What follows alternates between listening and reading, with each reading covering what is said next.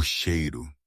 Ai, o cheiro de tomilho fresco e cebola caramelizada, misturado com aquele aroma denso de carne estufada.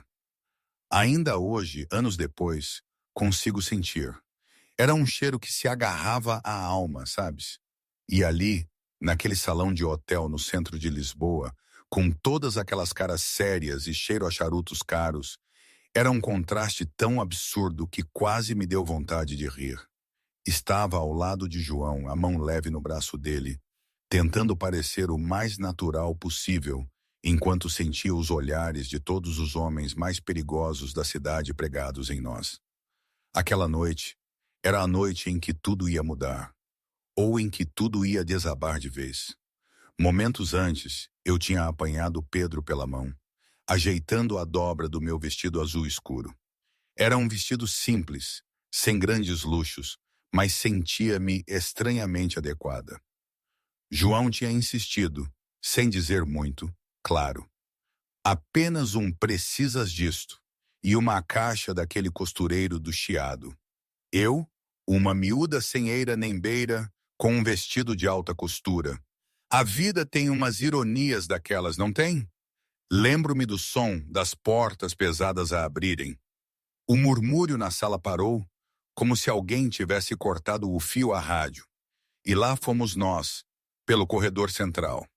Eu, Ana Silva, com os pés a calcar um tapete tão felpudo que quase tropecei, ao lado de João Coutinho, o homem cujo nome, ainda há umas semanas, me fazia estremecer. Os olhos dele percorriam a sala, calmos, firmes. Os meus, coitados, tentavam imitar, mas sentia o suor nas palmas das mãos. É estranho como uma pessoa pode ir da rua para um sítio assim, não é? E como de repente sentes que a tua presença ali é um desafio, uma afronta para tanta gente. Mas, espera, estou a saltar um bocado. Já devia saber que a minha memória é uma confusão. Umas coisas vêm primeiro, outras depois. É como tentar cozinhar várias coisas ao mesmo tempo e acabar por misturar os temperos. Como é que eu fui parar ali? Afinal, bem, foram os cheiros e o desespero de um pai e uma carta, sim, uma carta de ameaça que quase me fez ir embora. Mas vamos por partes. Acho que tudo começou com a chuva em Lisboa. Ou talvez antes, no interior, perto de Guarda, quando a minha avó, a avó Zeca, me ensinou que a comida não alimenta só o corpo, mas também a alma. Ela partiu quando eu tinha 19 anos e levou com ela a minha casa, o meu porto seguro. Fiquei com a sua receita, o seu avental gasto e uma imensidão de vazio. Os anos seguintes, uma sucessão de trabalhos precários, de noites em estações de autocarros, de pratos lavados até as mãos doerem. Cada centavo que juntava desaparecia num piscar de olhos, roubado por uma promessa vazia. As pessoas, aprendi, podiam ser cruéis, mas voltando àquele portão de ferro, lá em Lisboa. Acreditas que passei 3 dias à chuva? 3 dias. A rapariga que chegou ali não tinha nada a ela perder.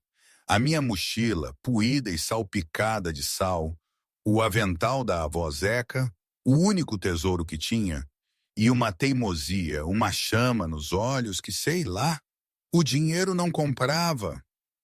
Os seguranças riam, a governanta, de Emília, uma senhora de 60 e poucos anos, com o cabelo prateado preso num coque que parecia uma torre de vigia, queria pôr-me na rua.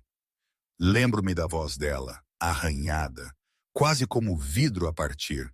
Saia já daqui! Sabe de quem é esta casa? Eu não recuei. Não conseguia. Tinha aquele pressentimento, aquela pontinha de esperança teimosa. 50 chefes já passaram, de Emília. Eu disse sem levantar a voz, mas as palavras saíam com o peso de pedras. Os vossos especialistas falharam. Se me expulsar agora, está a escolher deixar esse menino morrer.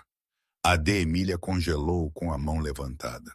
O nome Pedro era proibido naquela casa. Um silêncio pesado que todos respeitavam. Foi nesse instante, ou talvez um pouco antes, que João desceu as grandes escadas. Vinha como uma nuvem de tempestade, os ombros largos a carregar o peso de um império inteiro. O fato escuro, impecável. E nos braços Pedro, tão pequenino no cobertor de cachemira, o rosto vazio, os olhos quase fechados. Um nó apertou-me na garganta. Ele parecia quase um fantasma. João parou ao pé da escada, os olhos cinzentos fixos em mim, a miúda encharcada que estava no meio do seu hall de entrada. Viu as minhas calças rasgadas, o casaco barato, a lama nos sapatos. Devia ter me mandado embora. Devia ter se sentido insultado. Mas, sei lá, talvez o desespero dele fosse maior. Levantei a cabeça sem me curvar, sem tremer. Olhei-o nos olhos, e ali não havia ganância, nem arrogância, nem medo. Havia uma espécie de fogo calmo. O mesmo fogo que eu via nos olhos dele, embora por razões diferentes. Deixa-a entrar, disse ele por fim. A de Emília quase engasgou. Mas, senhor, o chão, ela está suja. João repetiu, a voz afiada, cortante. Disse para a deixar entrar. Depois virou-se para mim. A cozinha é sua. Mas entenda, se me fizer perder tempo, se der esperança ao meu filho e depois o deixar cair, não haverá sítio na terra onde se possa esconder de mim. Não pousei a mochila, não reagi. Só acenei com a cabeça e segui em frente para a cozinha. Era um labirinto de aço inoxidável e granito preto, maior do que a maioria dos apartamentos onde as pessoas viviam a vida toda. Equipamentos caríssimos, ingredientes exóticos. Mas eu só tirei as minhas batatas, as minhas cenouras, as minhas cebolas, um punhado de tomilho seco, sal marinho e um pacote de carne fresca que comprara com as últimas moedas que tinha. Depois, o caderno da avó Zeca, com a capa gasta e as páginas amareladas cheias da caligrafia trêmula dela. E, claro, o avental. Algodão branco amarelado pelo tempo, com uma pequena flor de alfazema bordada a desbotar num canto. Vestiu como se fosse uma armadura. E comecei a cozinhar. Não era cozinha de chefe, era comida feita à mão, por instinto, com o coração. O cheiro, lembro-me tão bem, começou a espalhar-se pela casa. Não era o cheiro de um restaurante de 5 estrelas, mas sim o cheiro de casa, de uma cozinha quente, de segurança. O cheiro de alguém a cozinhar para a pessoa que amava. E pela primeira vez em muitos meses, a casa, que se tinha transformado num túmulo desde a morte de Sofia, cheirou a vida. Subi as escadas com a taça de estufado. O vapor subia, enrolando-se nos meus dedos. O corredor era comprido, escuro. Ao fundo, o Tiago, o chefe de segurança, fazia guarda à porta do quarto de Pedro. Ele olhou-me com desconfiança, mas abriu caminho. Empurrei a porta e entrei. O quarto era enorme, com um berço de carvalho branco no centro, brinquedos caros ainda nas caixas. E no meio da cama, quase a desaparecer nos lençóis brancos, Pedro. O cabelo castanho claro espalhado pela almofada, a respiração quase imperceptível. Fiquei ali, na porta, por uns segundos. 1, 2, 3.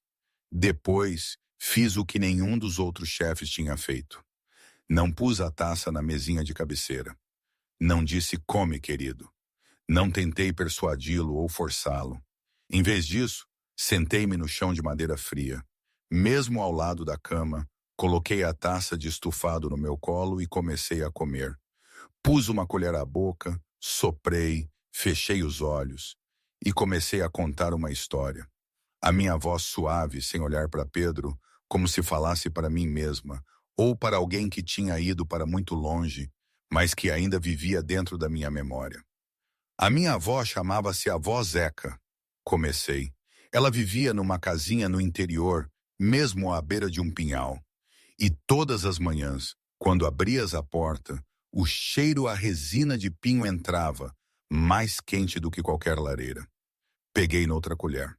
Ela dizia que o segredo não estava nos ingredientes. O segredo era para quem estavas a cozinhar. Cada taça de estufado era uma carta de amor. Não a escrevias com tinta. Escrevias com tempo, com paciência, com a forma como vigiavas a panela por horas para garantir que a carne ficava tenra e as cenouras doces. A minha voz não era mais alta que a chuva na janela. Eu não estava a tentar chamar a atenção. Estava apenas a contar, como se fossem as histórias que contava todas as noites antes de adormecer, para que a memória da avó não desaparecesse. Mas na cama, algo aconteceu. Pedro abriu os olhos. Não aquele olhar vazio, meio adormecido, a que todos os médicos e chefes se tinham habituado. Ele abriu os olhos e olhou. Realmente olhou, pela primeira vez em semanas. Não olhou para a taça de estufado. Olhou para a rapariga sentada no chão do pai, a comer estufado e a falar de uma velha e um gato preguiçoso chamado Pimenta. Senti o olhar, mas não me virei. Não reagi. Não fiz nada que pudesse quebrar aquele momento frágil. Apenas pousei a colher na taça, empurrei a taça suavemente para a beira da cama e falei com a voz mais comum que consegui. Se quiseres experimentar, está aqui. Ninguém te está a obrigar. Depois virei o rosto para a janela, como se o fato de ele comer ou não fosse a coisa mais importante do mundo. Como se eu não soubesse que 5 milhões de euros e 50 chefes tinham falhado exatamente onde eu estava sentado agora. O silêncio. Um silêncio tão longo que conseguia ouvir o tic-tac do relógio na parede, a chuva contra o vidro, o meu próprio coração a bater no peito. Depois um som, pequeno, mais leve que uma respiração. O sussurro do tecido do cobertor quando uma pequena mão, tão fina que se via cada articulação dos ossos, estendeu-se por debaixo da beira da capa. Dedos trêmulos tocaram o cabo da colher, fecharam-se nela. Pedro pegou numa colher de estufado, levou-a lentamente à boca e comeu. A colher tocou a taça de novo, depois de novo. Lá fora, com as costas contra a parede do corredor, estava João. Tinha estado ali desde que eu entrara, as costas para a porta, os olhos baixos, a ouvir cada palavra através da fresta. Ouviu-me falar da minha avó, do gato, do cheiro a pinho. Ouviu a minha voz, leve como o vento a passar pelas árvores. E depois ouviu o som da colher a bater na taça. O som mais pequeno, o som mais comum, sem significado para qualquer outra pessoa. Mas para João Coutinho, era o som que ele acreditara nunca mais ouvir. O filho estava a comer. As pernas do homem mais poderoso de Lisboa cederam. As costas escorregaram pela parede até ele se sentar no chão do corredor, a cabeça baixa, as mãos tatuadas a cobrir o rosto. Os ombros tremiam. Nenhum som saiu. Nem um soluço, nem um suspiro, nem sequer uma respiração entrecortada. Apenas o silêncio de um homem que há muito tempo tinha esquecido como chorar e não conseguia parar agora, porque uma estranha sentada no seu chão tinha acabado de fazer o que o mundo inteiro não conseguiu. Com uma taça de estufado e uma história sobre um gato velho chamado Pimenta. Na manhã seguinte, os primeiros raios de sol de Lisboa romperam as nuvens cinzentas e caíram na cozinha.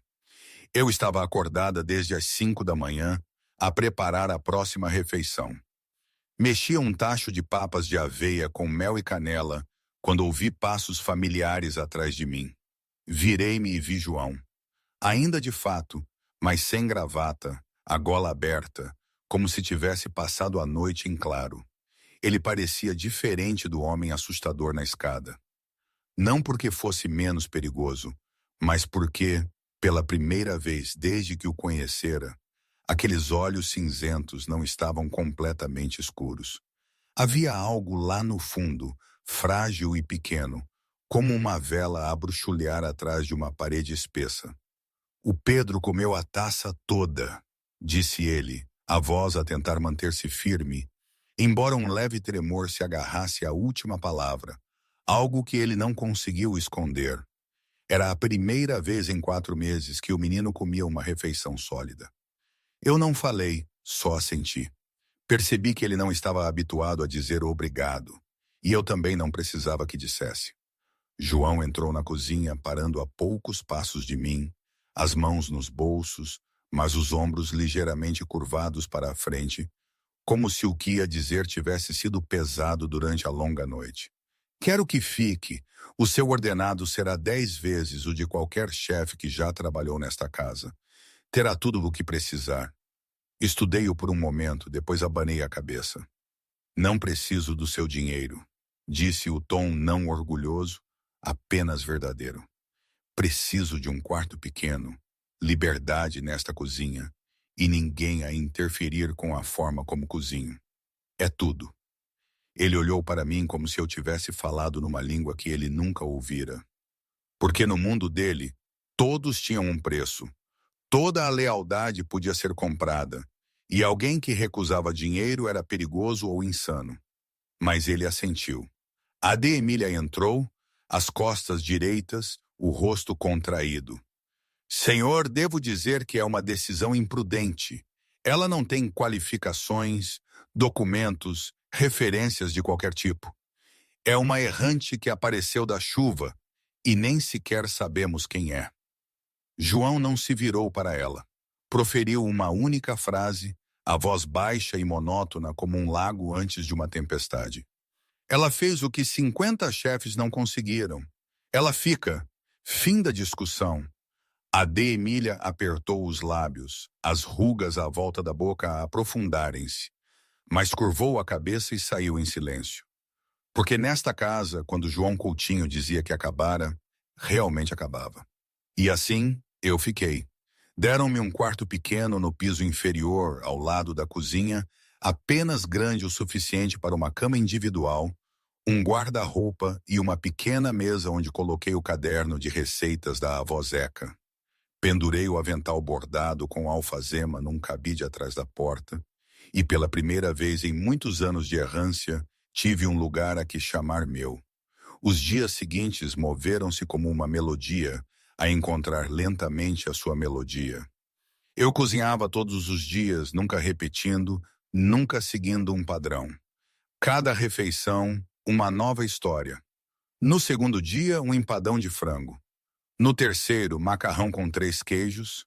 No quarto, um crumble de maçã com amêndoas e uma bola de gelado de baunilha. Cada prato vinha com uma pequena história minha, contada suavemente enquanto me sentava ao lado de Pedro, sem nunca forçar, sem nunca apressar. E Pedro comia. No primeiro dia, algumas colheres. No segundo, meia taça. No terceiro, a taça toda. E pela primeira vez, olhou para mim depois, como que a perguntar se havia mais. Ao fim da primeira semana, Pedro saiu da cama sozinho, caminhou pelo corredor, desceu a escada, as pernas ainda a tremer dos meses de inatividade, e encontrou o caminho para a cozinha.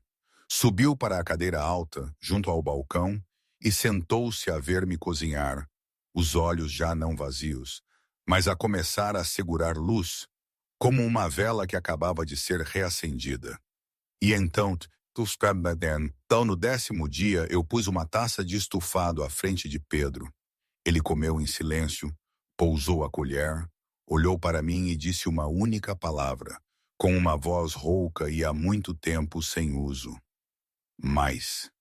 Congelei por um segundo, os olhos a arder, mas só sorri, virei-me para o fogão e servi-lhe outra taça. No terceiro andar, no escritório trancado, João estava sentado diante do monitor de segurança que mostrava a câmara da cozinha. Via o filho empoleirado na cadeira alta, as pernas a balançar no ar, o molho sujo na boca, a dizer algo a Ana enquanto ela ria e lhe limpava o rosto com um pano úmido. João observou durante muito tempo. Depois desligou o ecrã, recostou-se na cadeira, fechou os olhos e, pela primeira vez em 4 meses, inalou sem dor no peito. Mas aquele momento de paz não durou. Naquela mesma noite, Tiago bateu à porta do escritório. O rosto geralmente impassível do chefe de segurança estava agora marcado por uma ruga preocupada entre as sobrancelhas. Chefe, disse ele baixinho. Alguém lá fora está a perguntar pela miúda. Duas fontes separadas, uma dos cais e outra do bairro antigo, ambas a fazer a mesma pergunta. Quem é a mulher que vive na casa dos Coutinho? João abriu os olhos e, num instante, o pai que tinha sorrido para o ecrã da câmara desapareceu por completo. No seu lugar estava o João a que todos temiam, o rei de Lisboa, os olhos cinzentos arrefecidos 2 graus e o queixo contraído.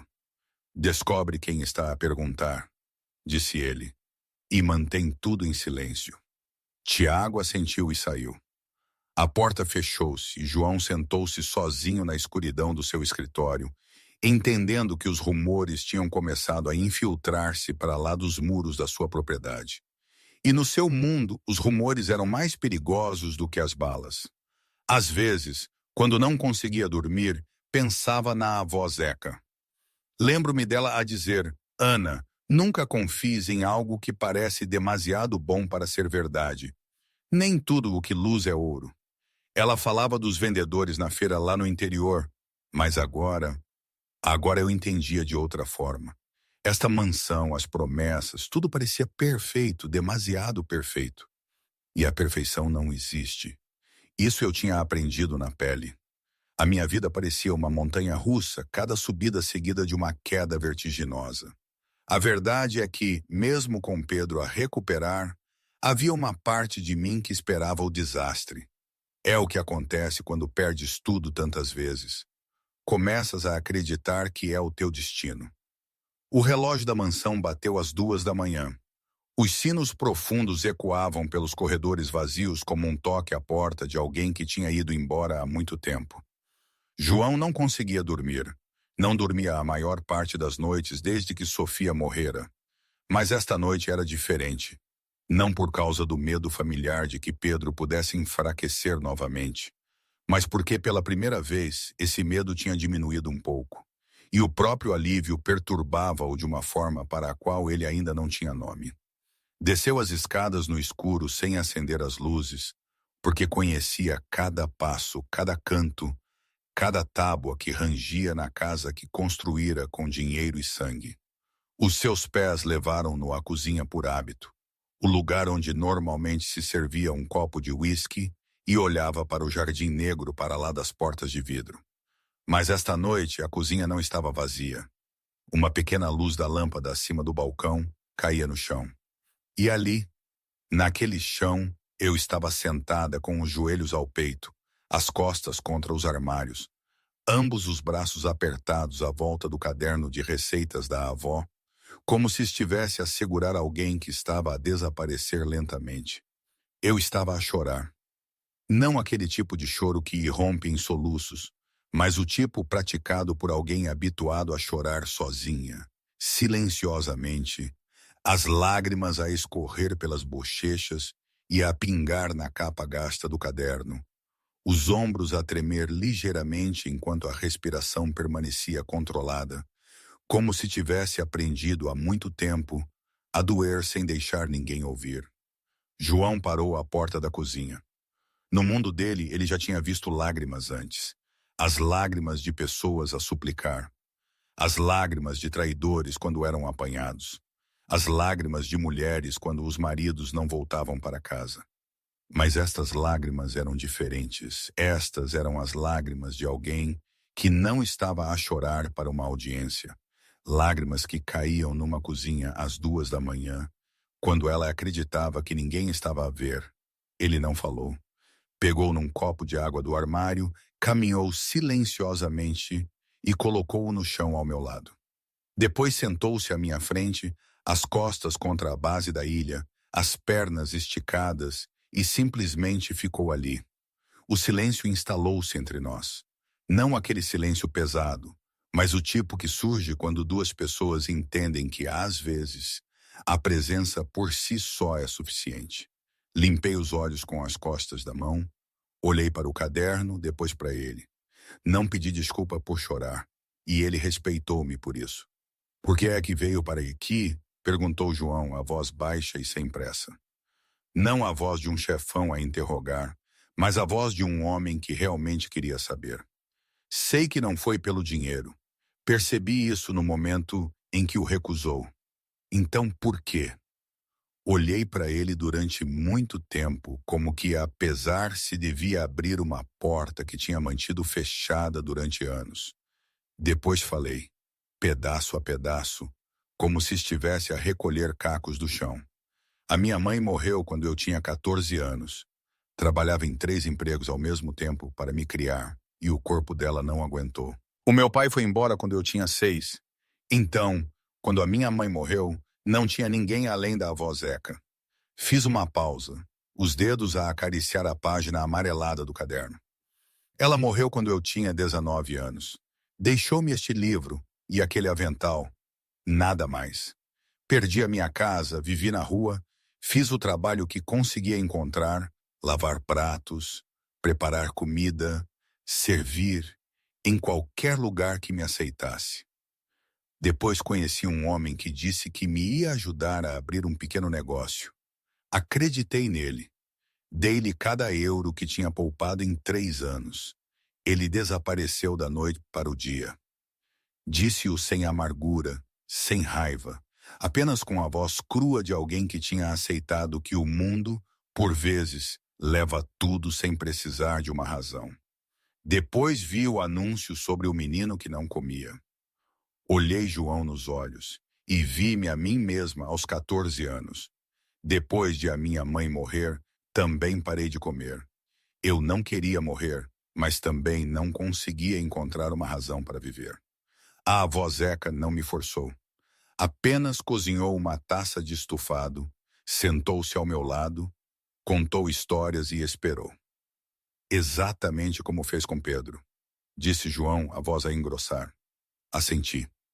Pensei que se uma taça de estufado me salvou, talvez pudesse salvar aquela criança. Não tinha nada a perder, por isso vim. O silêncio caiu entre eles novamente, mas desta vez parecia mais quente, como se um fio invisível os tivesse unido através de feridas que ambos tentaram esconder. João olhou para as suas mãos, os dedos tatuados entrelaçados. Depois falou tão baixinho que tive que me inclinar para o ouvir. Sofia, a minha mulher, também cozinhava para Pedro. Nada sofisticado, apenas panquecas de manhã. Ela misturava a massa, deitava-a na frigideira e depois desenhava carinhas sorridentes com molho de chocolate. Todas as manhãs, sem nunca falhar um dia. Ele parou, o queixo a contrair-se antes de o relaxar. Desde que ela morreu, cada refeição lembrava Pedro da mãe. Cada taça, cada colher, cada cheiro era um lembrete de que ela tinha partido. Por isso ele parou de comer. Não porque não tivesse fome, mas porque comer doía demais. Ele levantou os olhos cinzentos a encontrar os meus castanhos. Até que você apareceu. Você cozinha diferente deles. Não cozinha para encher um estômago vazio. Cozinha para preencher outra coisa. Não sei o que é, mas o Pedro sabe. Não respondi, porque percebi que era um homem que não se abria a ninguém. E o fato de estar sentado no chão da cozinha às 2 da manhã, a falar da sua falecida esposa, era mais valioso do que qualquer quantia de dinheiro que ele alguma vez me tivesse oferecido. Ficaram ali muito tempo. 2 estranhos a carregar feridas tão profundas que acreditavam que mais ninguém poderia alguma vez entender. Agora sentados, um em frente ao outro no chão de uma cozinha, percebendo que a sua dor falava a mesma língua. Quando João se levantou para sair, parou na porta da cozinha. Sofia, disse ele novamente, como se o nome pesasse na sua língua. Hesitei. Algo tremeluziu na minha memória, fraco, como o rosto de alguém que tinha visto num sonho ou noutra vida. O nome Sofia ecoou na minha mente com uma ressonância familiar que eu não conseguia aprender, como uma melodia que conhecia, mas de que não me lembrava das palavras. Franzi a testa por um segundo, tentando agarrar aquele fio frágil da memória, mas ele escapou-me como água entre os dedos. Deixei-o ir e voltei a secar o caderno de receitas da avó, sem saber ainda que a resposta que procurava já estava dentro daquela casa, à espera, no lugar que menos esperava. Depois daquela noite, no chão da cozinha, algo mudou dentro da mansão dos Coutinho. Não de forma ruidosa, nem com anúncios, apenas uma ligeira mudança, da mesma forma que o inverno começa a ceder à primavera. E ninguém consegue dizer exatamente em que dia a neve parou de cair. João começou a chegar mais cedo à casa. Primeiro apenas meia hora, depois uma hora, depois duas, até que o Tiago reparou que o seu chefe, o homem que costumava ficar no escritório dos cais até a meia-noite para supervisionar cada envio, agora saía sempre antes das 6 da tarde, pela mesma razão tácita.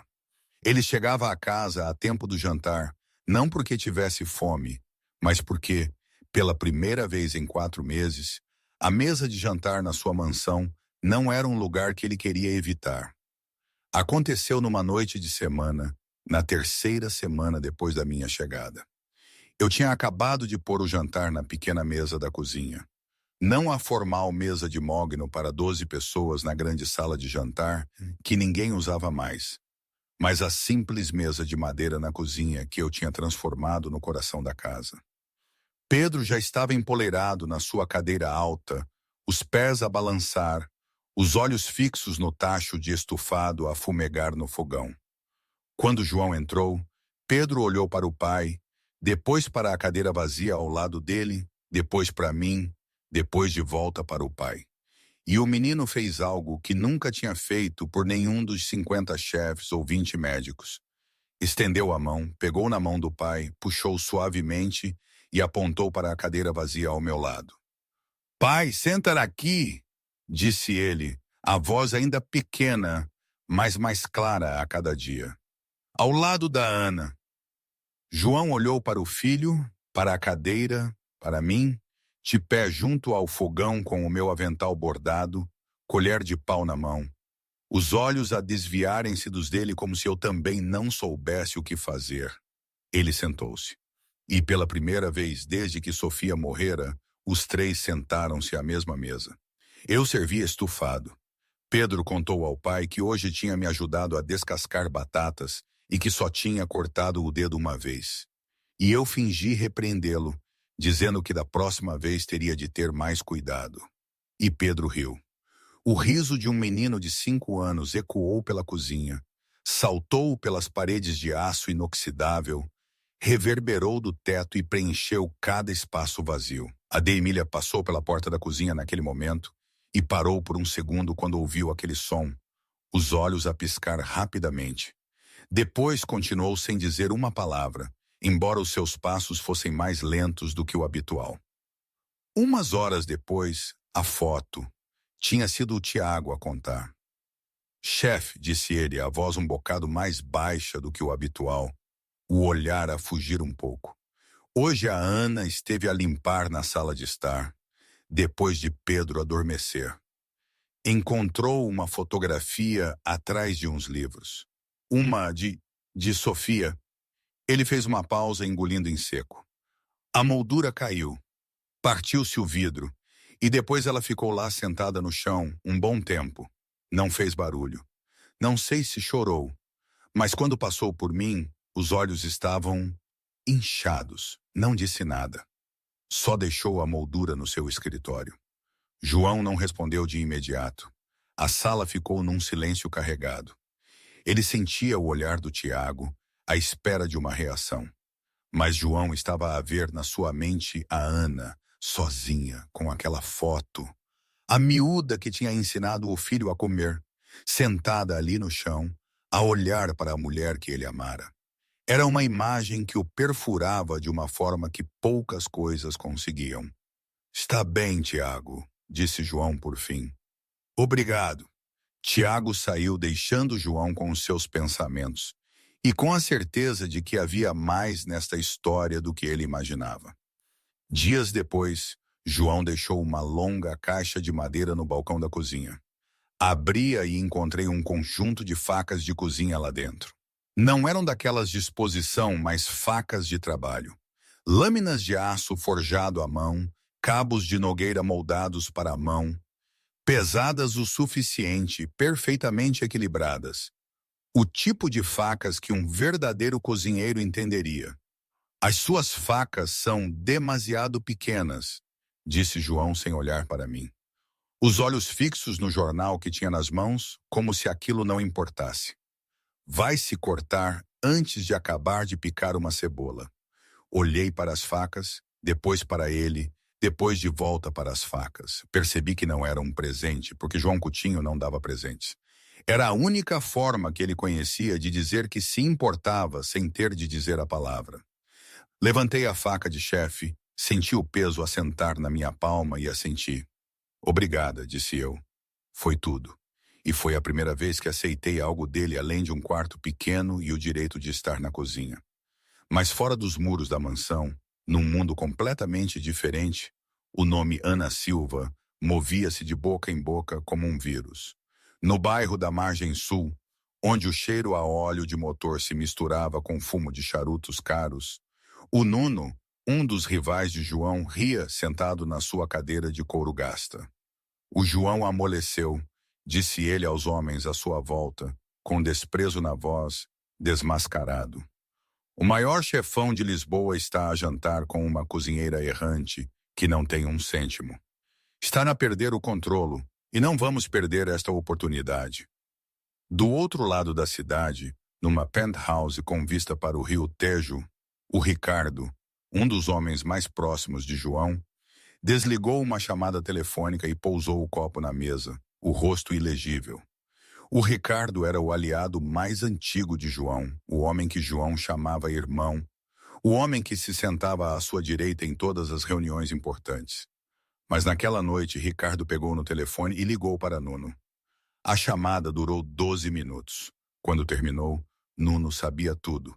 De onde eu vinha, em que quarto dormia, o que cozinhava e, acima de tudo, como João olhava para mim quando pensava que ninguém estava a prestar atenção. Quanto a mim, não sabia nada sobre Nuno, sobre Ricardo, sobre o mundo de lobos que se aproximava fora da minha nova vida.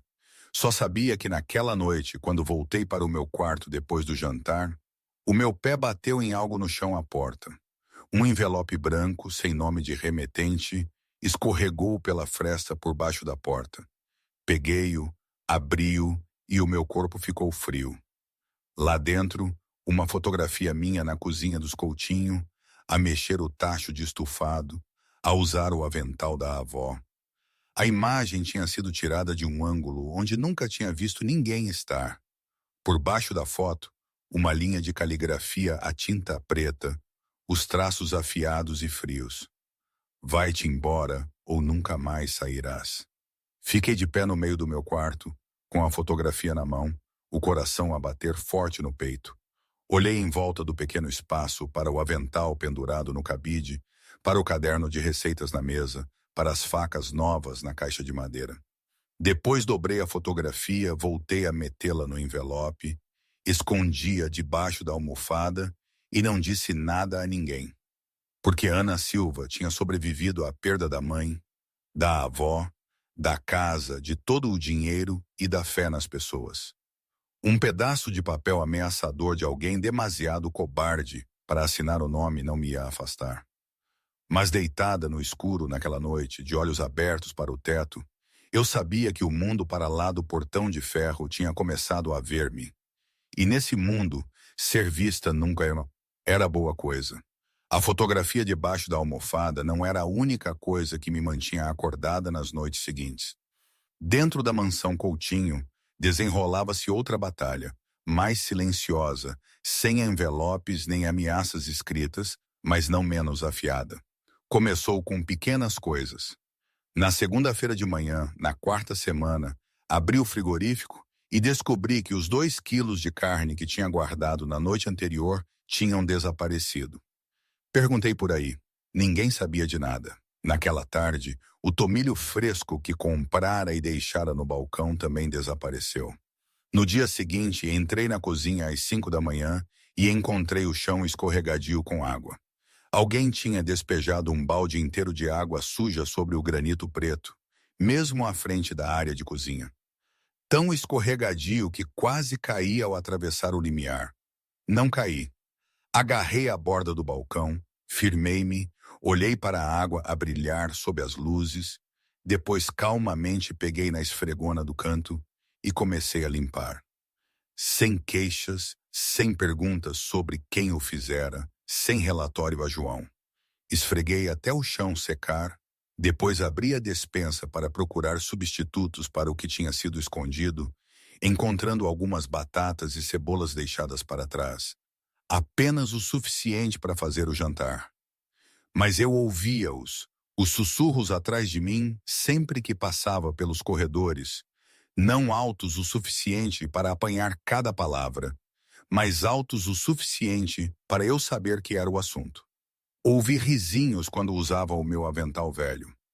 Ouvi alguém chamar-me errante. Ouvi a voz de uma mulher dizer que eu estava a tentar aproveitar-me do chefe. Ouvi outra voz responder que alguém como eu seria atirada de volta para a rua mais cedo ou mais tarde, onde era o meu lugar. Eu ouvi tudo e não disse nada. Mas todas as noites, quando voltava para o pequeno quarto ao lado da cozinha, fechava a porta e sentava-me na cama a olhar para o avental da avó Zeca pendurado no cabide. Sentia uma rachadura silenciosa a espalhar-se dentro do meu peito. Não porque a crueldade fosse verdadeira, mas porque uma pequena parte de mim começou a perguntar-se se o era. Quem era eu nesta casa? Uma chefe? Não tinha qualificações. Uma empregada? Não tinha contrato. Uma estranha a viver da pena de um chefe de crime? Eu não sabia. E quanto mais tempo ficava, mais me sentia como uma mancha de tinta num pano branco.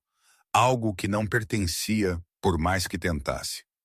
Depois, Pedro fez-me a pergunta. Naquela tarde, os dois estávamos na cozinha. Pedro na sua cadeira alta a ver-me amassar a massa para uma tarte. Os seus pequenos pés a balançar, a boca salpicada de farinha por ter roubado um pedaço quando pensava que eu não estava a ver. Estava a contar-me um sonho onde voava nas nuvens, e as nuvens sabiam a macarrão com queijo, quando de repente parou, inclinou a cabeça e perguntou com a voz clara e sem cálculos de uma criança: Ana, onde está a tua mãe? As minhas mãos congelaram na massa. Não respirei, não me mexi. A pergunta de Pedro perfurou o meu peito como uma pequena agulha que atingiu o nervo mais profundo que eu tinha enterrado sob camadas de tecido cicatricial. 13 anos tinham passado desde a morte da minha mãe, e eu nunca tinha falado dela sem sentir o chão a mover-se debaixo dos meus pés. Mas este menino de 5 anos olhava para mim com os olhos arregalados, à espera de uma resposta. E pela primeira vez na minha vida, não fugi. Pousou a massa, limpei as mãos no avental, depois agachei-me até os meus olhos estarem ao nível dos de Pedro. A mãe da Ana está muito longe, disse eu, a voz a tremer ligeiramente, mas sem quebrar. Mas sempre que a Ana cozinha, sente a mãe mesmo aqui, mesmo nesta cozinha, no cheiro do tomilho, no calor do forno. Ela está em tudo o que a Ana faz. Pedro estudou-me durante muito tempo com olhos muito mais sábios do que a sua idade. Os olhos de uma criança que estivera na linha entre a vida e a morte e vira coisas que os adultos não conseguiam. Depois envolveu os seus pequenos braços no meu pescoço e sussurrou ao meu ombro, como o Pedro e a mãe dele. Abracei-o, os olhos apertados, as lágrimas a escorrer, mas nunca onde Pedro pudesse ver. Abraçamo-nos no meio da cozinha. Um filho sem mãe e uma mulher sem mãe, 2 órfãos a reconhecerem-se através do cheiro a farinha e o calor do forno. Naquela noite, depois de Pedro adormecer, depois de a mansão mergulhar no silêncio, fiquei no meu quarto a olhar para o avental no cabide durante muito tempo. Depois tirei-o, dobrei-o cuidadosamente e coloquei-o na minha mochila. Meti o caderno de receitas. As facas novas deixei-as na mesa. Pus a mochila ao ombro, abri a porta, Caminhei pelo corredor escuro e cheguei à porta de trás da mansão. Não por causa da carta ameaçadora, não por causa da crueldade do pessoal, mas porque quando Pedro disse que era como a mãe, vi algo que me assustou mais do que qualquer ameaça escrita. Vi-me a mim mesma no lugar onde Sofia tinha estado, a cozinhar na cozinha de Sofia, sentada na cadeira de Sofia, a abraçar o filho de Sofia.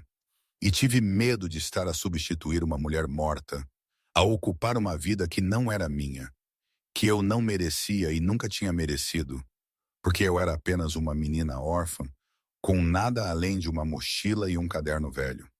A minha mão acabava de tocar na maçaneta da porta de trás, quando uma pequena voz soou atrás de mim. Ana! Virei-me. Pedro estava ali descalço no chão de pedra fria, a usar um pijama azul claro, os olhos pesados de sono, mas cheios de medo, como se tivesse um sexto sentido para quando alguém estava prestes a partir, porque tinha perdido a mãe assim. Adormecer com ela ali e acordar para descobrir partida para sempre. A Ana prometeu fazer crumble de maçã, disse Pedro, a voz a tremer, o lábio inferior a começar a tremer. A Ana prometeu. A mochila ao meu ombro parecia tão pesada como chumbo. Olhei para a porta, para a maçaneta, para a escuridão lá fora onde a chuva tinha parado, mas o ar ainda estava frio. Depois voltei a olhar para o menino em pé, descalço no chão, porque ele tinha medo que eu fosse embora. Deixei a mochila cair no chão, ajoelhei-me e abracei Pedro com tanta força que ele conseguiu ouvir o meu coração a bater. A Ana não vai a lado nenhum, sussurrei no cabelo dele. A Ana promete. Na manhã seguinte, quando entrei na cozinha, encontrei um pequeno pedaço de papel dobrado na mesa de madeira. Sem envelope, apenas papel branco com uma linha escrita a tinta preta. A caligrafia forte, decisiva, ligeiramente inclinada para a direita. Não deixes que eles escrevam a tua história. Escreve-a tu. Sem assinatura, mas eu reconhecia a caligrafia, porque pertencia ao homem que controlava a cidade inteira, mas que escrevia com uma ligeira inclinação, como se estivesse sempre com pressa. E entendi que João sabia que eu quase tinha partido na noite anterior, sabia por quê, e em vez de ordenar ou ameaçar, tinha deixado 8 palavras na mesa da cozinha. 8 palavras que ninguém no seu submundo acreditaria que ele fosse capaz de escrever. Dobrei o papel, coloquei-o na primeira página do caderno da avó Zeca, ao lado da receita do estufado de carne, atei o meu avental e comecei a fazer o pequeno almoço. Naquele preciso momento em que eu atava o avental na cozinha, do outro lado da cidade, num restaurante de marisco de luxo no Porto, com janelas com vista para a Baía de Lisboa, 6 dos homens mais perigosos da cidade sentavam-se à volta de uma mesa redonda coberta com linho branco. Aquilo não era uma refeição. Era um tribunal, e João Coutinho era o réu. Ele estava sentado no seu lugar habitual, as costas direitas, o fato preto impecável, os olhos cinzentos a moverem-se lentamente de rosto em rosto, com a calma de um homem que ocupara aquela mesa durante 20 anos e nunca se curvara a ninguém. Nuno estava sentado à sua frente, recostado com a calma calculada de alguém que segura a carta vencedora. Foi o primeiro a falar, a voz arrastada e lenta, como mel derramado sobre uma lâmina. Ouvi dizer que a cozinha dos Coutinho tem um novo chefe, disse ele, os olhos a circular pela mesa em busca de aliados e a encontrar alguns sorrisos receptivos. Uma miúda que ninguém conhece, sem qualificações, sem passado, a viver na mansão do homem que controla metade dos cais de Lisboa. E também ouvi dizer que o maior chefão da cidade agora vai para casa jantar todas as noites como um marido de subúrbio. O riso espalhou-se pela mesa, não o riso de diversão, mas o riso de lobos a farejar a fraqueza. João não se mexeu, o rosto liso como água gelada, mas debaixo da mesa, A sua mão direita apertou até os nós dos dedos ficarem brancos. Depois o Ricardo falou, e foi então que tudo mudou. Ricardo, que estivera ao lado direito de João durante 12 anos, que João tirara dos bairros da Cova da Moura e lhe entregara um pedaço do seu império, o homem que João chamava irmão, falou em voz baixa, os olhos fixos em João. Acho que o Nuno tem razão. Não sobre a história da chefe, mas sobre a distração. Precisamos de um voto apenas para garantir que o homem no topo ainda é suficientemente astuto para a posição. A sala ficou em silêncio. Todos os olhos se voltaram para João. Um voto de desconfiança. Pela primeira vez em 20 anos, colocado na mesa pelo homem em quem João mais confiava. João olhou para Ricardo durante muito tempo, não com raiva, mas com o olhar de alguém que acabara de ouvir um osso estalar dentro do peito e estava a tentar identificar onde estava a fratura. Depois levantou-se, abotoou o casaco, disse que iria considerar e saiu do restaurante sem olhar para trás. No carro, no caminho de volta para a mansão, Tiago estava sentado no lugar do passageiro, o rosto tenso como um arame. Chefe, disse ele baixinho sobre a carta enviada a Diana. Segui as câmaras e rastreei o rasto. João observou a chuva riscar a janela.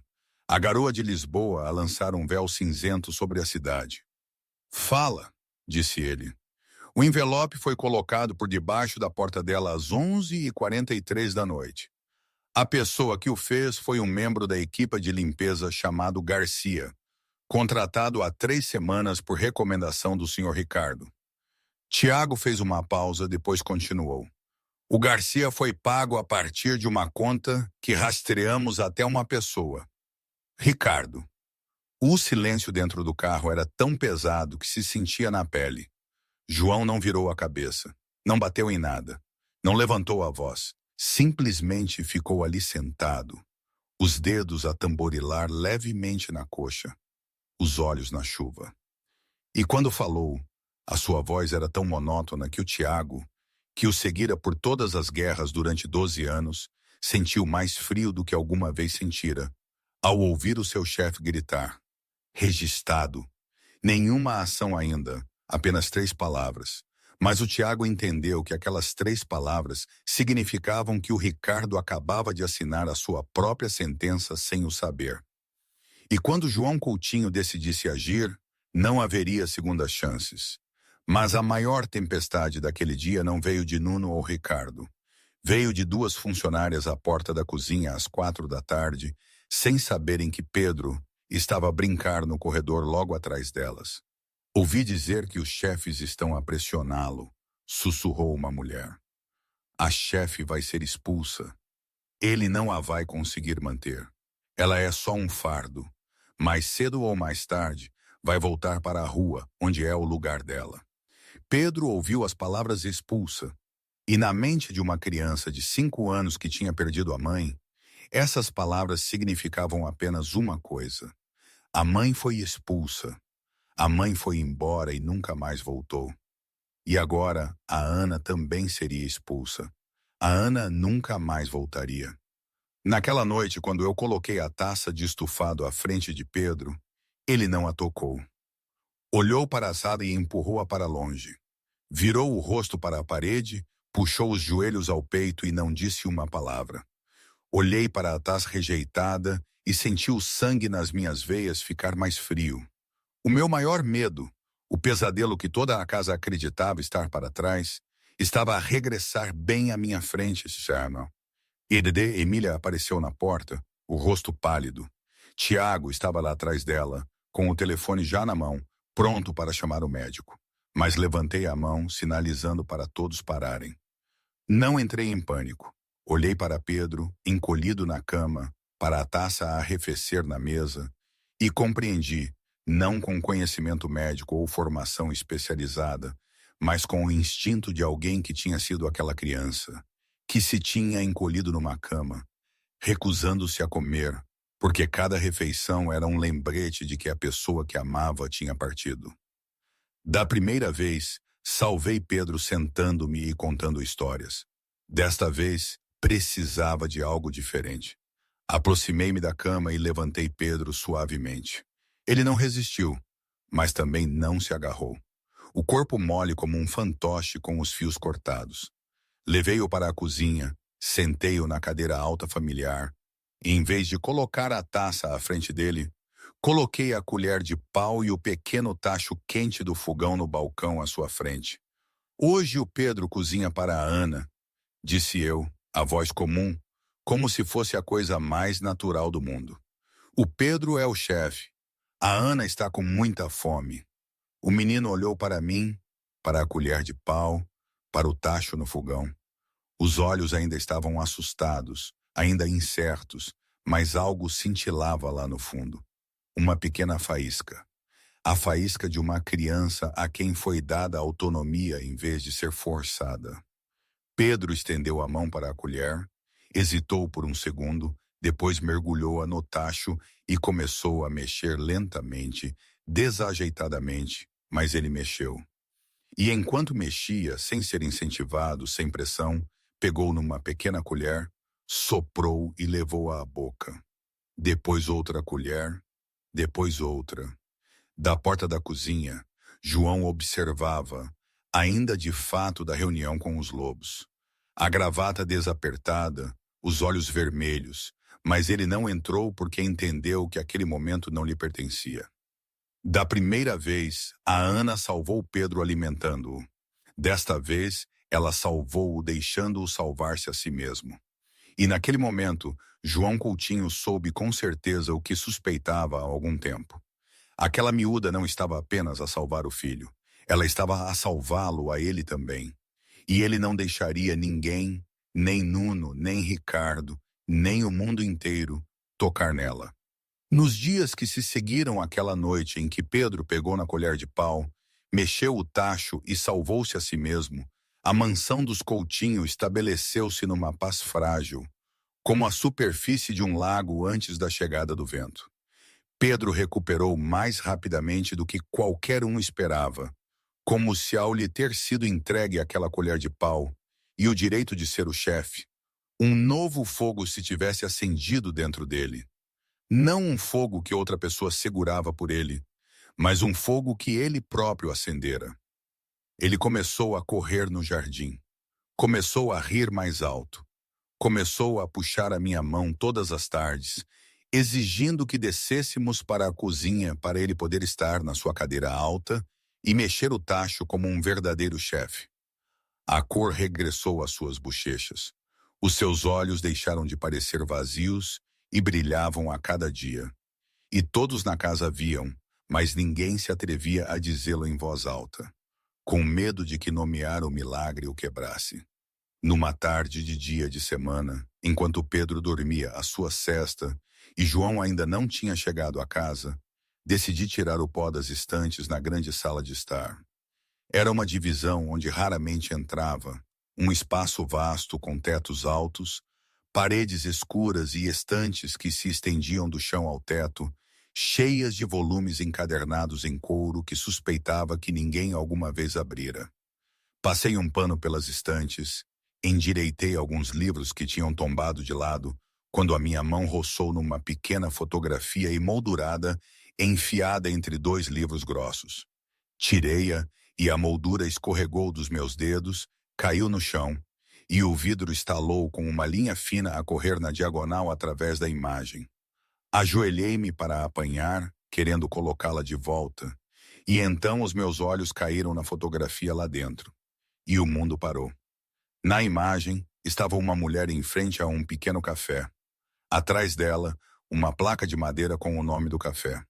E reconheci-o instantaneamente porque tinha estado sentada à porta daquele mesmo lugar numa noite chuvosa há 8 anos. Um café no Porto. A mulher na fotografia estava a sorrir, o cabelo castanho claro a levantar-se ligeiramente ao vento, a usar um casaco de lã cinzento, o tipo de casaco que eu nunca esqueceria, mesmo que vivesse mais 100 anos. Porque tinha visto aquele casaco de baixo, da posição de uma miúda encolhida num passeio gelado quando uma estranha parou no meio de uma tempestade no porto e se sentou ao meu lado. Eu tinha 19 anos naquele ano. A avó Zeca tinha partido há 3 semanas. Eu não tinha casa, nem dinheiro, nem ninguém. Tinha vagueado todo o dia à chuva até as minhas pernas cederem. Depois desabei em frente a um restaurante fechado, as costas contra o tijolo, os joelhos ao peito, a tentar manter o calor respirando para as minhas mãos.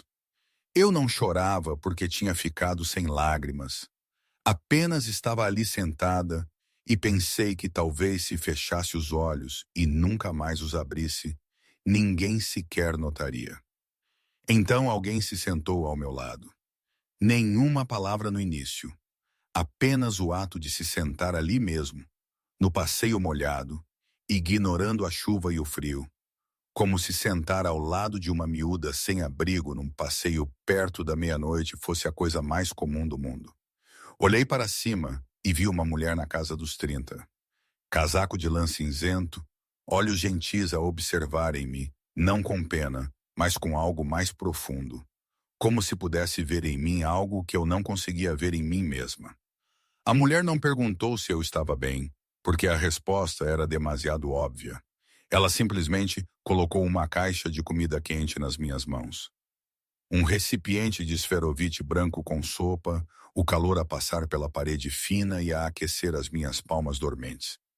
Depois meteu uma nota de 100 euros dobrada no bolso do meu casaco, tão suavemente que quase não reparei.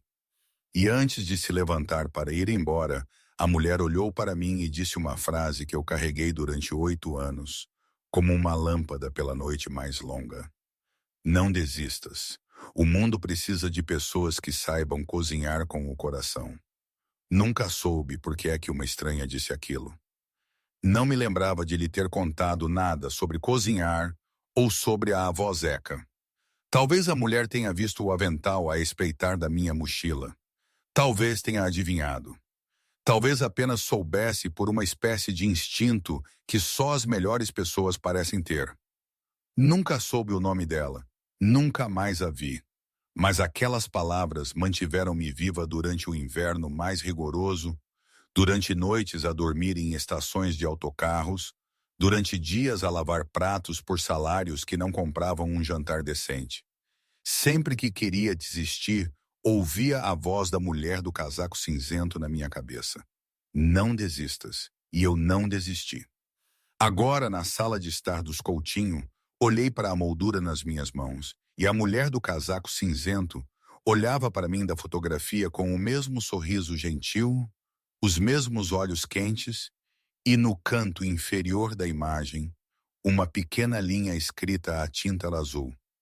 Sofia Coutinho, Porto. As minhas mãos começaram a tremer. Li de novo. Sofia Coutinho. Sofia. O nome que João falara naquela noite no chão da cozinha. O nome que me soara familiar dentro da cabeça de uma forma que eu não conseguia apreender.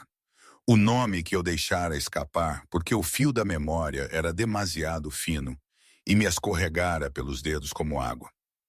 Agora não era mais fino. Atingiu-me como um maremoto. A mulher que se sentara ao meu lado num passeio do Porto. A mulher que me dera sopa quente e 100 euros. A mulher que me dissera para não desistir porque o mundo precisava de pessoas que soubessem cozinhar com o coração. Era Sofia Coutinho, a mulher de João, a mãe de Pedro. A mulher que morrera há 4 meses e deixara para trás um filho que parou de comer e um marido que não o conseguia salvar. Encostei a moldura ao peito, recostei-me na estante e as minhas pernas cederam até escorregar para o chão da sala de estar. Chorei. Não aquele tipo de choro silencioso às 2 da manhã que eu tinha aprendido a fazer. O tipo de choro que surge quando a última peça se encaixa e a imagem inteira aparece tão claramente que dói. Eu não tinha chegado àquele portão de ferro por acaso. Não tinha encontrado o anúncio sobre uma criança que não comia por acaso. Sofia plantara uma semente 8 anos antes num passeio do Porto, plantando-a nas mãos de uma miúda sem abrigo com uma caixa de sopa quente e uma frase forte o suficiente para manter aquela miúda viva, para a manter a cozinhar, para manter o fogo aceso dentro dela. para que um dia chuvoso em Lisboa, aquela mesma miúda se pusesse ao portão de Sofia e salvasse a criança que Sofia não pudera ficar para salvar. Eu não contei a João. Ainda não. Não tinha encontrado palavras para isto porque não havia palavras em nenhuma língua grandes o suficiente para explicar que a mulher que ele amava me salvara muito antes de eu saber que salvaria o filho dessa mulher. Apenas fiquei sentada no chão da sala de estar, a segurar uma moldura com uma rachadura diagonal no vidro, e compreendi que a minha vida, com todas as suas perdas e dores e divagações e desespero, não tinha sido uma cadeia de infortúnios sem sentido. Tudo me trouxera aqui. Tudo me trouxera a Pedro. Eu não tinha chegado a este portão por acaso. Sofia mandara-me há anos, quando nenhuma de nós sabia. Eu ainda não tinha encontrado uma forma de contar a João sobre Sofia quando o mundo exterior me alcançou primeiro. Na manhã seguinte, enquanto eu estava na cozinha a preparar o pequeno almoço para Pedro, Tiago entrou, segurando o telefone, o rosto com a expressão de alguém que acabava de engolir algo profundamente amargo. Não falou. Simplesmente colocou o telefone no balcão, o ecrã já aberto num artigo online. Olhei para baixo e vi o meu nome. A manchete estendia-se pelo ecrã em letras pretas e ousadas sobre um fundo branco, afiada como uma lâmina. Cláudia Vaz, uma jornalista de investigação do Diário de Notícias, tinha publicado uma reportagem de mais de 3.000 palavras, com um título que tive de ler 2 vezes, porque da primeira vez não conseguia acreditar nos meus olhos. O artigo aprofundava tudo. Sem abrigo, sem formação formal, sem qualificações, um passado em branco, defraudada de todas as suas poupanças, dormira em estações de autocarros, lavara pratos em tascas baratas pelo salário mínimo. Cada fragmento da minha vida foi rearranjado numa imagem em que eu não era uma mulher que tinha salvo uma criança, mas uma oportunista a agarrar-se ao império de um chefão de crime. Cláudia Vaz tinha entrevistado 2 ex-funcionários despedidos por João por me terem maltratado, e eles estavam dispostos a dizer qualquer coisa para se vingar. Diziam que eu seduzira o chefe, diziam que eu calculara tudo desde o primeiro dia, diziam que eu usara a criança para me aproximar do dinheiro dos Coutinho. Cada mentira era embrulhada em citações nomeadas que pareciam legítimas e credíveis. E a internet engoliu tudo sem mastigar. Comentários inundaram o artigo nas primeiras horas. Milhares de estranhos encarregaram-se de julgar uma mulher que nunca tinham conhecido. Ela só quer o dinheiro. Obviamente uma golpista. Pobre miúdo a ser explorado. O Coutinho perdeu a cabeça. Cada comentário era uma pequena lâmina. Não suficientemente profunda para matar, mas suficientes para sangrar uma pessoa até a exaustão. Li todos. Fiquei de pé na cozinha, ainda a segurar a colher de pau, a ler até o Tiago suavemente me tirar o telefone da mão. Pousei a colher e olhei pela janela da cozinha onde Pedro brincava no jardim, a perseguir uma folha ao sabor do vento, a rir, e compreendi que se desabasse agora, tudo o que eu tinha construído para o menino desabaria comigo. Do outro lado da cidade, o artigo de Cláudia Vaz era tudo o que Nuno precisava. Ele convocou uma reunião de emergência em 24 horas, chamou todos os chefes para a mesa e desta vez não apenas zombou, ele exigiu um voto formal. João Coutinho já não estava apto para liderar, disse ele, a voz fria como aço. Estava a permitir que um escândalo os ameaçasse a todos, os aliados de longa data de João. Homens que tinham bebido com ele, lutado ao seu lado, sentaram-se à volta da mesa e ninguém se manifestou para o defender. O silêncio é a forma mais educada de traição e a sala estava cheia dele. Ricardo sentou-se ao lado de Nuno abertamente agora, sem fingir mais, e o sorriso fino nos seus lábios disse a João tudo o que as palavras não precisavam de dizer. Quando João regressou à mansão naquela noite, eu estava à sua espera no escritório. Não estava a chorar. Não estava a segurar a minha mochila. Não estava à porta das traseiras.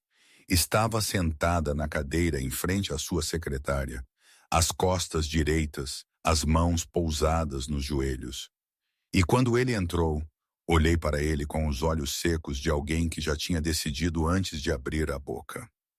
A Ana que ele encontrou naquela noite não era a miúda que quase fugira pela porta das traseiras semanas antes. Ela tinha ultrapassado o medo de não ser digna. Tinha caminhado de novo por aquela chuva do porto na sua memória.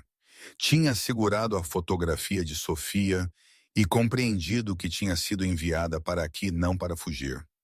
Não lutes contra eles por mim, disse eu, a voz calma e firme. Se lutares contra eles à moda antiga, ficas preso no mundo antigo. Muda as regras, abre a porta e deixa o mundo ver a verdade em vez de rumores. João olhou para mim e algo mudou nos seus olhos. Não mais afeição, porque isso já existia, mas mais respeito, do tipo que ele dava apenas a um punhado de pessoas na sua vida. Depois levantei-me e caminhei até a estante junto à janela e tirei a fotografia emoldurada que ali tinha escondido no dia anterior. Coloquei-a na secretária à frente de João, a imagem virada para ele, a rachadura no vidro a atravessar diagonalmente o sorriso de Sofia. Preciso de te contar uma coisa, disse, e contei-lhe sobre a noite chuvosa no porto há 8 anos. Sobre o passeio gelado, sobre uma miúda de 19 anos que tinha perdido tudo, encolhida em frente a um restaurante fechado.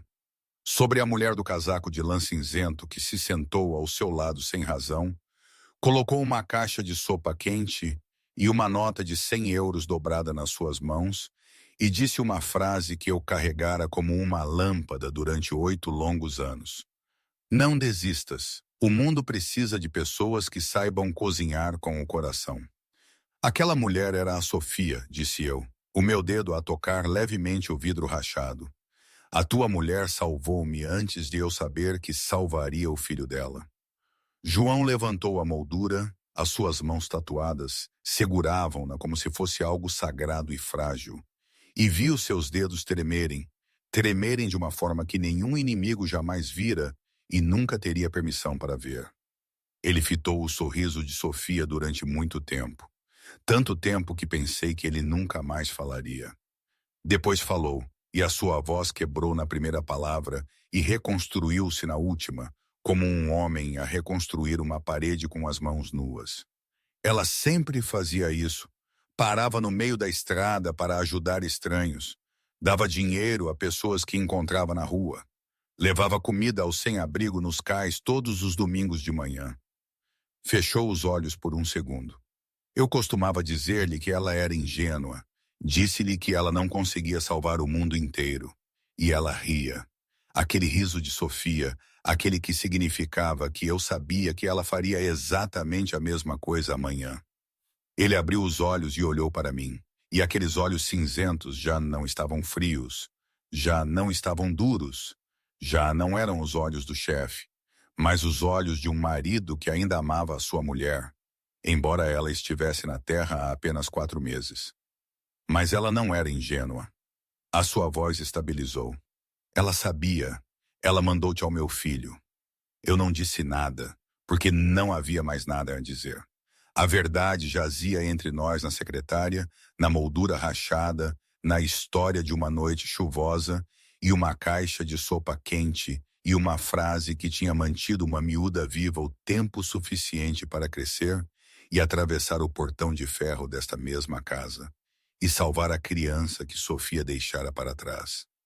Tudo se conectava. Cada perda, cada ferida, cada noite de sem-abrigo, cada taça de estufado cozinhada com lágrimas. Tudo isso me tinha levado a este momento. João pousou a moldura e olhou para mim. E pela primeira vez, vi nos seus olhos não desespero, não gratidão, mas a resolução de um homem que encontrara uma razão grande o suficiente para mudar tudo. Tens razão, disse ele. Muda as regras. E foi naquele momento que João Coutinho, o chefe de Lisboa, começou a planear não vencer a velha guerra, mas acabar com ela por completo. João não dormiu naquela noite. Sentou-se no seu escritório com a fotografia emoldurada de Sofia colocada à sua frente, a rachadura no vidro a cortar o sorriso dela como uma cicatriz que o tempo não podia curar, e fitou-a até o amanhecer de Lisboa começar a espreitar pela fenda das cortinas. Depois pegou no telefone e ligou para Tiago. Tiago chegou em 15 minutos, os olhos vermelhos de falta de sono, mas a postura rígida. Porque quando o chefe liga às 5 da manhã, o mundo está prestes a mudar. Junta todos os dossiês financeiros que temos sobre Nuno e Ricardo, disse João. E a sua voz não era o sussurro exausto das últimas semanas. Era a voz afiada do chefe, a voz que Tiago não ouvia há muito tempo. Cada transação, cada conta, cada rota que o dinheiro tomou nos últimos 5 anos. Quero tudo na minha secretária em 48 horas. Tiago observou-o por um segundo, depois perguntou cuidadosamente. Guerra? João virou a sua cadeira para a janela, onde a luz da manhã começava a dourar o jardim. Pedro corria por ele todas as tardes. Não, disse ele calmamente. Tiago não perguntou mais nada. Ele tinha seguido João tempo suficiente para saber que quando o seu chefe dizia o mínimo, isso significava que ele estava a pensar o máximo. E as palavras calmamente vindo deste homem eram mais perigosas do que qualquer declaração de guerra. Nas 48 horas seguintes, João fez 3 coisas que ninguém no submundo de Lisboa previu. Primeiro contactou a Dra. Margarida, a principal advogada corporativa da cidade, uma mulher conhecida por nunca aceitar clientes ligados ao mundo do crime. Mas quando João se sentou à sua frente num escritório de vidro, com vista para o porto, e disse que tinha iniciado o árduo processo de legalizar as suas operações, de mover cada operação para negócios licenciados, de pagar todos os impostos, de tornar cada euro transparente, a doutora Margarida sentou-se e ouviu durante 2 horas completas. Quando ele saiu, ela tinha assinado como sua consultora. Segundo, entregou a Tiago uma pen USB contendo o pacote financeiro completo que a sua equipa tinha reunido sobre Nuno e Ricardo. Não os registros de negócios legítimos, mas provas do que ambos os homens tinham escondido durante anos. As rotas que o dinheiro viajou, as transações nunca registradas, os nomes nunca permitidos a aparecer em papel. Tiago pegou na pen USB e compreendeu imediatamente quando João falou. Envia-o à polícia judiciária anonimamente, garante que não pode ser rastreado de volta. Terceiro foi a coisa que ninguém esperava mais, e começou com um telefonema que Cláudia Vaz recebeu no final da tarde do segundo dia. Cláudia estava sentada na redação, o ecrã do seu computador aberto para a reportagem sobre mim, que tinha publicado 2 dias antes, mais de 5.000 comentários por baixo, a contagem de visualizações ainda a subir. O seu telefone tocou. Número desconhecido. Ela me atendeu e a voz do outro lado quase a fez deixar cair o café. Aqui é João Coutinho, disse a voz profunda e calma. Quero convidá-la à minha casa. Uma entrevista exclusiva, sem condições. Cláudia ficou em silêncio por 10 segundos, porque em 20 anos de reportagem, ela nunca tinha recebido uma chamada de um chefe da máfia a convidá-la para ir sua casa depois de ela ter acabado de publicar um artigo a atacar a pessoa mais próxima dele. Cada instinto jornalístico nela gritava armadilha. Cada instinto humano nela gritava perigo. Mas o instinto que caçava histórias disse-lhe que esta era a história. E esse instinto era mais forte do que os outros 2 combinados. Ela chegou à mansão dos Coutinho na tarde seguinte com um gravador na sua mala e ceticismo afiado durante 2 décadas. Esperava ameaças ou subornos, ou ser trancada num quarto nos fundos e forçada a retratar a sua peça. Ela preparara-se para tudo isso, mas não estava preparada para o que realmente viu. Tiago levou-a por um longo corredor até a porta da cozinha, e quando se abriu, Cláudia Vaz parou. Na cozinha inundada pelo sol da tarde, eu estava de pé no balcão a amassar massa, o meu avental bordado com alfazema salpicado de farinha. E ao meu lado, equilibrado numa cadeira alta, estava Pedro, o menino de 5 anos que todos os registros médicos descreviam como a desaparecer. A criança, que 2 dúzias de médicos declararam que não queria viver, estava a rir muito porque eu lhe tinha sujado o nariz com farinha e ele tinha a esfregado na minha bochecha. Atirávamos farinha um ao outro como neve. A cozinha ficou branca, o riso ecoava pelas paredes. E Pedro, a criança que Cláudia nunca conhecera, mas sobre quem lera enquanto escrevia a sua peça, a criança que ela descrevera como uma vítima a ser explorada, estava vivo, verdadeiramente vivo.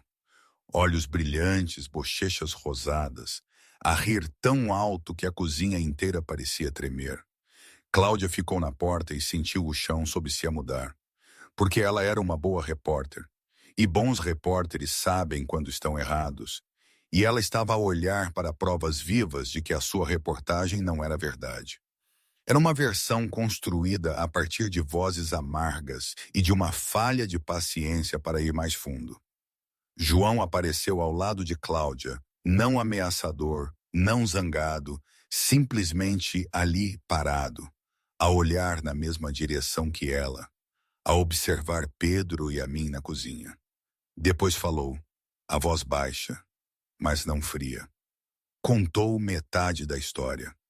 Quero que ouça a outra metade. Ele levou Cláudia para a sala de estar, colocou a fotografia de Sofia do Porto à frente dela, com a rachadura a correr na diagonal no vidro, e contou-lhe. Contou-lhe sobre Sofia, a esposa que parava na berma da estrada para ajudar estranhos. Contou-lhe sobre uma noite chuvosa no Porto, há 8 anos, quando Sofia se sentou ao lado de uma miúda sem abrigo de 19 anos e lhe colocou uma caixa de sopa quente nas mãos, juntamente com uma frase. Contou-lhe sobre aquela miúda a crescer, a vaguear, sem desistir. E 8 anos depois, a estar ao portão de Sofia e a cozinhar a primeira taça de estufado que Pedro aceitara, depois de 4 meses, a querer seguir a mãe na morte. Ele colocou cada prova à frente de Cláudia. A fotografia de Sofia no Porto, o nome do café a coincidir, a sincronização a coincidir, o casaco de lã cinzento que eu tinha descrito com detalhes exatos antes de ela sequer ver a imagem. Não era uma história que alguém pudesse inventar. Não era uma coincidência que alguém pudesse arranjar. Cláudia Vaz sentou-se na sala de estar da mansão dos Coutinho, o seu gravador a funcionar, a caneta na mão, mas sem escrever, e percebeu que estava a assegurar a maior história da sua carreira, não um escândalo sobre um chefe da máfia e uma chefe misteriosa. Uma história sobre uma mulher morta a plantar uma semente de bondade num passeio chuvoso. E essa semente a crescer e a transformar-se num fogo que salvou o seu próprio filho. Uma história sobre o destino. Sobre o amor a ir para além da morte. Sobre uma caixa de sopa quente num passeio gelado a mudar 2 vidas despercebidamente até 8 anos depois. Cláudia desligou o gravador, olhou para João e, pela primeira vez na sua carreira de 20 anos, disse algo que nunca tinha dito a um entrevistado. Desculpe. Depois ligou o gravador novamente e disse, conte-me tudo desde o início. 3 dias depois da entrevista com Cláudia Vaz, foram enviados convites para a reunião anual do Submundo de Lisboa. Não era uma festa comum. Uma vez por ano, todos os chefes sentavam-se na mesma sala no Hotel Tivoli, no centro da cidade, bebiam licores crus, jantavam em mesas com toalhas brancas e decidiam quem governaria no ano seguinte. Este ano, todos sabiam que a noite seria diferente. Rumores de um voto de desconfiança tinham se espalhado por todo o lado, e todos os olhos estavam fixos em João Coutinho, à espera de ver se o chefe chegaria sozinho ou traria um exército. Ele trouxe-me a mim. Quando as portas duplas do grande salão se abriram, João Coutinho entrou num fato preto impecavelmente cortado, a tinta no seu pescoço visível acima da gola branca, os olhos cinzentos a percorrer a sala com a calma de um homem que entrara naquela sala 20 vezes e nunca uma vez saíra como perdedor. E ao seu lado, a minha mão pousada levemente no braço dele, estava Ana Silva. Eu vestia um simples vestido azul escuro que João tinha discretamente arranjado para mim. Não vistoso, não excessivo, apenas o suficiente para dizer que eu pertencia ali. Não por dinheiro, mas porque eu escolhi estar ali. O meu cabelo estava bem preso, revelando a linha do meu pescoço e os meus ombros direitos, e entrei numa sala cheia dos homens mais perigosos da cidade sem baixar a cabeça, sem diminuir os passos, sem apertar João mais, movendo-me com a passada firme de alguém que outrora caminhara pelos passeios gelados do porto e não caíra, e, portanto, não tinha razão para cair em pisos de mármore. A sala ficou em silêncio. Conversas pararam a meio da frase. Copos pairavam no ar, e todos os olhares se voltaram para o par, movendo-se pelo corredor central até a mesa principal. Nuno estava sentado na extremidade oposta, um sorriso fino nos lábios, mas os olhos estreitaram-se quando me viu, porque ele esperava que João viesse sozinho ou com guardas, não que trouxesse a chefe como uma declaração. Ricardo estava sentado ao lado de Nuno, o rosto ilegível, os dedos a tamborilar levemente no seu copo, o ritmo um pouco mais rápido do que o habitual. Tiago estava lá atrás de João como uma sombra, os olhos a percorrer a sala, a mão ao lado, pronto para qualquer coisa. João puxou uma cadeira para mim e sentou-me ao seu lado, no centro. Depois levantou-se. Ninguém o convidou a falar. Ninguém precisava, porque quando João Coutinho se levantava, a sala ouvia. Isso era um tipo de poder construído ao longo de 20 anos e não apagado por nenhum voto único. 20 anos estive sentado nesta mesa. Começou, a sua voz profunda a chegar a todos os cantos sem microfone. Porque a sua voz era por si só uma arma que todos ali entendiam. Construí um império na força do meu nome e na perspicácia de cada decisão que tomei. Vieram aqui hoje para ver se enfraqueci, para ver se os rumores são verdadeiros. Ele fez uma pausa, os olhos cinzentos a moverem-se lentamente de rosto em rosto, notando quem encontrava o seu olhar e quem desviava o olhar. Os rumores são parcialmente verdadeiros. Eu mudei. Um murmúrio baixo percorreu a sala. Nuno recostou-se, o seu sorriso a alargar-se. Passei 5 anos a proteger um trono e esqueci-me que esse trono estava a matar o meu filho. O meu filho parou de comer no dia em que a mãe foi enterrada. 20 dos melhores médicos do país disseram que ele já não queria viver. 50 chefes de classe mundial vieram e foram embora. 5 milhões de euros em recompensa não foram reclamados. Eu tinha tudo. E não conseguia salvar o meu filho. A sala ficou em silêncio absoluto. O tipo de silêncio pesado. Porque mesmo numa sala cheia de homens que matavam sem hesitar, ninguém era imune à dor de perder um filho. Porque independentemente do que as suas mãos tivessem feito, a maioria deles eram pais. Então esta mulher chegou, disse João, a sua mão pousada levemente nas costas da minha cadeira sem me tocar, como para deixar o mundo saber que eu estava ali sem me transformar numa posse. Ela não trouxe qualificações, nem armas, nem nome. Trouxe um avental velho e a receita da avó dela, e salvou o meu filho quando o mundo já tinha desistido. Nuno levantou-se abruptamente, a sua cadeira a raspar no chão de pedra, a sua voz a cortar o ar, como se tivesse esperado tempo suficiente por aquela atuação. Uma história comovente, Coutinho, disse ele, os olhos frios, a boca curvada no sorriso que todos reconheciam como o sorriso de um homem a atacar. Mas os dragões não governam com lágrimas. Está diante de nós com uma chefe que ninguém conhece. No meio de um escândalo que está a destruir a credibilidade de toda esta organização, está a escolher uma miúda em vez do seu dever. Está a enfraquecer. E todos nós podemos ver isso.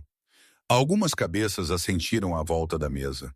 Ricardo olhou para o seu copo sem assentir, sem objetar também, o seu silêncio mais alto do que as palavras. Nuno estendeu a mão como se agarrasse à vitória. Peço um voto agora. Naquele momento, as portas do salão abriram-se. Tiago entrou, e no seu rosto geralmente impassível havia algo novo.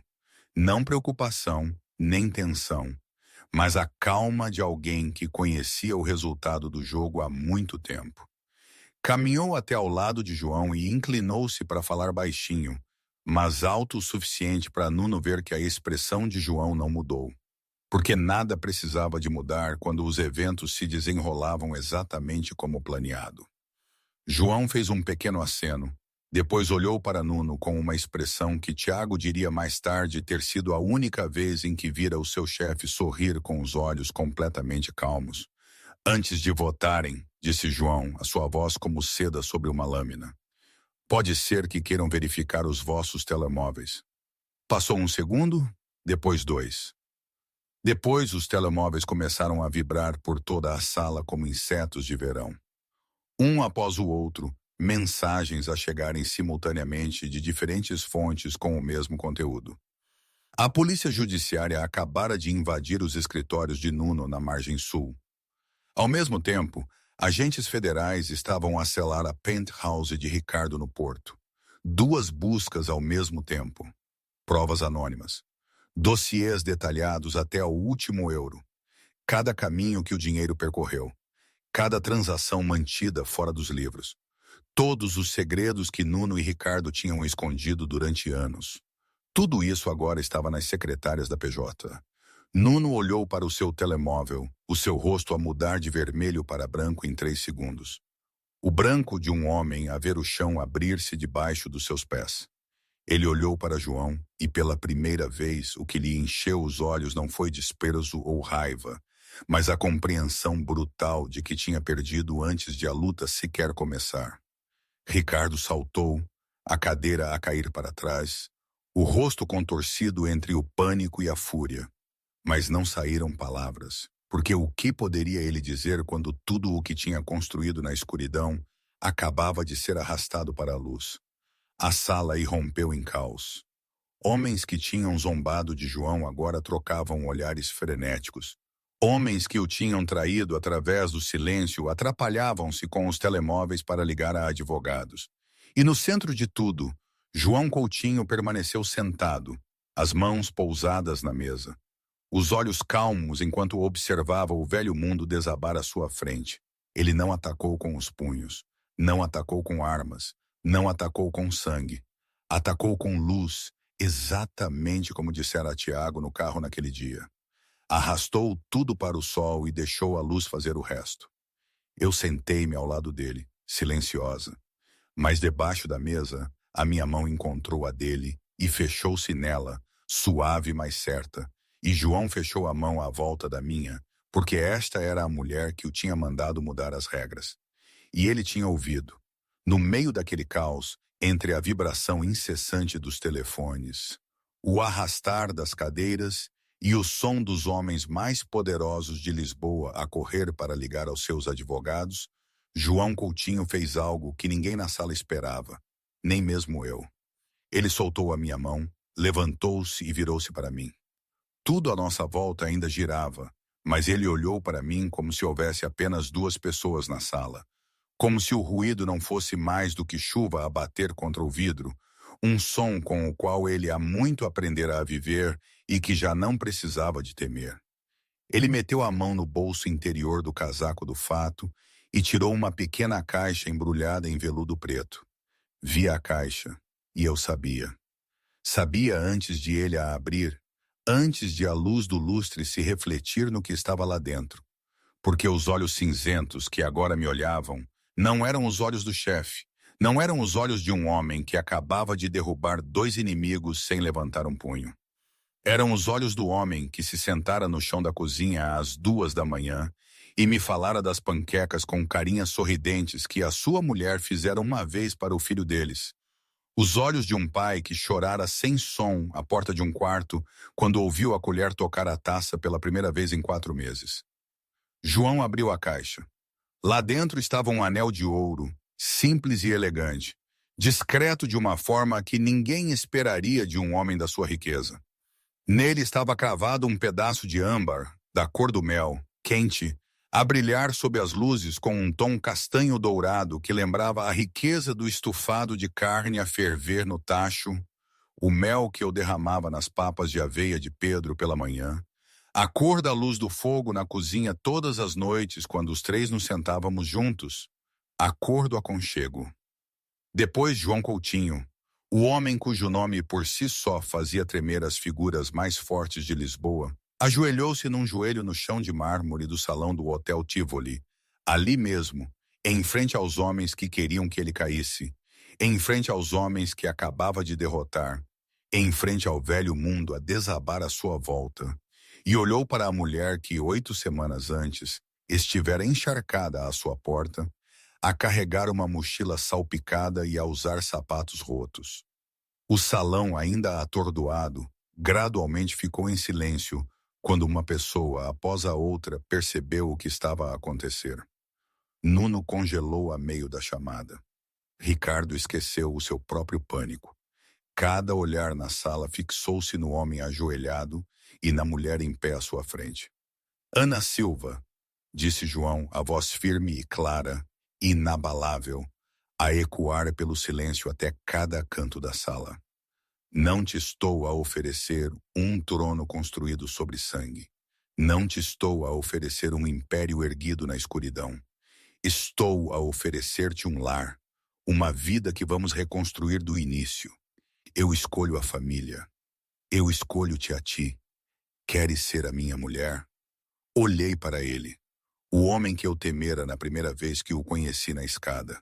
O homem que me colocara um copo de água ao lado às 2 da manhã, enquanto eu chorava no chão da cozinha sem dizer uma palavra. O homem que escrevera 8 palavras num pedaço de papel para me impedir de partir. Os meus olhos encheram-se, lágrimas a acumularem-se nos cantos, mas sem caírem.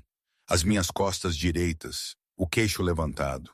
Porque Ana Silva tinha sobrevivido a demasiadas tempestades para desabar no momento mais bonito da sua vida. Eu ficaria de pé para o receber. Mas antes que eu pudesse falar, as portas do salão abriram-se novamente e Tiago entrou pela segunda vez naquela noite, desta vez, não sozinho. Ele segurava a mão de um menino de 5 anos em pijama listrado azul claro e chinelos de urso de pelúcia, claramente tirado do sono e trazido para ali, o cabelo espetado de um lado, os olhos a pestanejarem contra a luz do lustre. Nas mãos da criança estava uma pequena margarida branca, as pétalas ligeiramente amassadas, claramente colhida no jardim por dedinhos desajeitados, o caule curto e sujo de terra, perfeita da forma como só as coisas feitas com amor puro podem ser perfeitas. Tiago diria mais tarde que quando foi buscar Pedro, como João tinha combinado antecipadamente, o menino já estava acordado, sentado na sua cama, a segurar a flor que ele tinha corrido ao jardim para colher naquela tarde. Ninguém lhe tinha dito, ninguém lhe tinha sugerido. De alguma forma, o menino de 5 anos sabia que aquela noite era importante e que precisava de trazer algo para Ana. E a única coisa que ele sabia dar era uma flor do jardim, onde ele tinha aprendido a rir novamente. Pedro correu por uma sala cheia dos homens mais perigosos da cidade. Os seus chinelos batiam suavemente no chão de mármore, sem medo de ninguém, porque nos seus olhos não havia lobos ali, apenas o seu pai ajoelhado e a Ana de pé, e ele precisava de estar entre eles. Parou à minha frente, olhou para cima, estendeu a margarida branca com as 2 mãos e disse com uma voz clara e pequena, que ecoou pela sala silenciosa: para a Ana. O Pedro colheu-a para a Ana. As lágrimas que eu tinha segurado finalmente caíram. Ajoelhei-me à altura de Pedro, peguei na flor com as 2 mãos como se fosse a coisa mais preciosa que me tinha sido dada e beijei-lhe a testa. Obrigada, meu amor, sussurrei. Depois levantei-me, olhei para João, ainda ajoelhado, a margarida branca amassada na minha mão esquerda, e disse uma única palavra: leve como a respiração, mas a ecoar pela sala como música. Sim. João pegou na minha mão e colocou o anel de âmbar cor de mel no meu dedo. E quando se levantou, não me beijou os lábios. Beijou a minha testa gentilmente, demorando-se em frente a todos, da forma como se marca algo sagrado. Alguns dos homens mais jovens começaram a aplaudir, dispersamente no início. Depois mais se juntaram, não porque aprovassem ou se sentissem emocionados, mas porque acabavam de testemunhar algo que ninguém fizera em 20 anos daquelas reuniões. Um chefe ajoelhado diante de uma chefe sem nome e a escolhê-la em vez de um trono. Mas o momento que eu levaria para sempre não foi o anel, nem o pedido, nem os aplausos. Foi o momento que se seguiu, quando Pedro ficou entre nós e estendeu a mão para pegar na mão do pai com a direita e na minha com a esquerda. 3 mãos apertadas, a mão áspera e tatuada de João, as minhas mãos gastas pelas facas e pela água quente e a pequena mão de Pedro entre elas. A mão que 8 semanas antes tinha sido demasiado fraca para segurar uma colher. 3 mãos unidas no centro de uma sala, a desmoronar-se no meio de um velho mundo em colapso. E a mensagem era mais clara do que qualquer discurso. João Coutinho não tinha enfraquecido. Ele tinha encontrado a razão para ser inquebrável. Ele escolheu a família em vez de um trono e na forma como segurava a mão da miúda encharcada que outrora estivera à sua porta com uma mochila salpicada de sal, ele tornou-se o homem mais forte que Lisboa já vira.